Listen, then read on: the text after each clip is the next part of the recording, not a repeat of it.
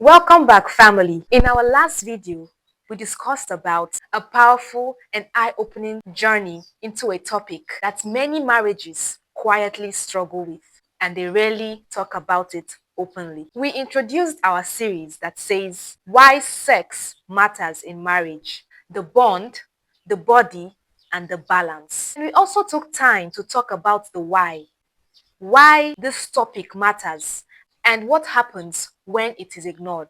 We brought out deep issues that couples face silently: the disconnection, the frustration, the temptation, and even spiritual dryness, all because one area has been neglected, which is intimacy. But today, we are going even deeper.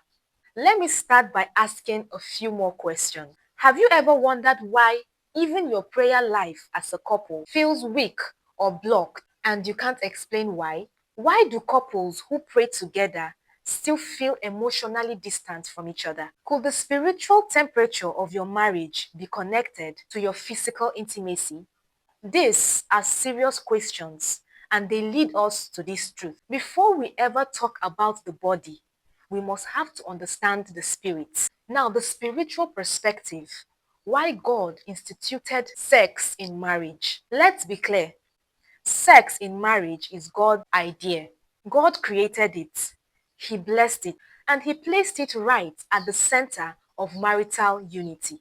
Genesis 2, verse 24 says, and I quote with the NIV Bible, "That is why a man leaves his father and his mother and unites with his wife, and they become one flesh." That phrase, one flesh, is not just symbolic, it is spiritual and physical. God designed sex to be a sacred expression of love. It is a seal, a bond, and a picture of unity. So when we remove or neglect that part of marriage, we are not just avoiding the physical acts, we are breaking a spiritual connection.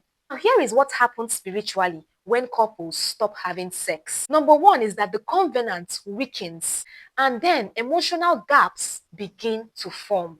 Bitterness and distance take root in the heart. Temptations increases, not just physical temptations, but emotional and spiritual distractions.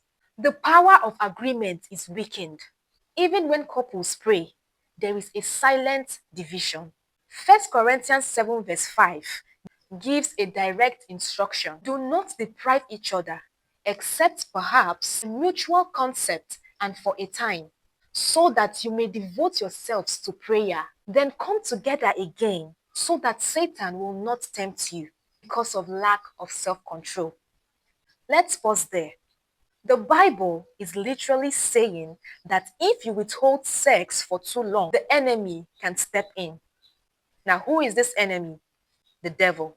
This isn't just about desire, it is about spiritual welfare. Sex is a form of worship, not just pleasure. When you make love with your spouse in a God honoring way, you are renewing your vows without words. You are literally saying, I choose you, I honor you, I am committed to you fully, emotionally, spiritually, and physically.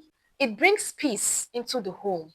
It's a shield against outside attacks, and it is a covering over each other's weakness. When sex is honored spiritually, it blesses the marriage physically. Now, the real life benefits include a stronger self of trust and safety, a smoother emotional connection, a great sense of joy and companionship, deeper ability to forgive and move forward after conflicts. A couple that connects spiritually through physical intimacy becomes more patient, more united, and less vulnerable to divisions.